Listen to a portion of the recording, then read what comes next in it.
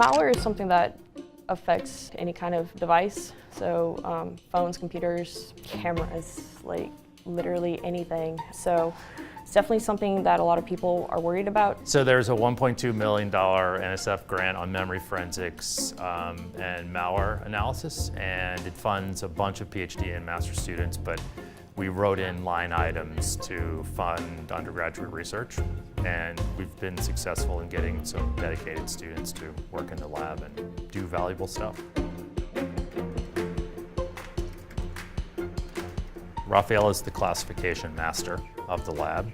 We have this really big database with about 30 terabytes of random malware samples that we don't exactly know what they do. So I've been tasked with writing a program to look into each of those files and just categorize them, like try to find out as much as I can about them. So we're trying to build better memory forensics tools, and memory forensics tools are used to find interesting digital evidence and also to discover malware, and serve two components: do a better job at finding malware and do a better job of making the tools more reliable.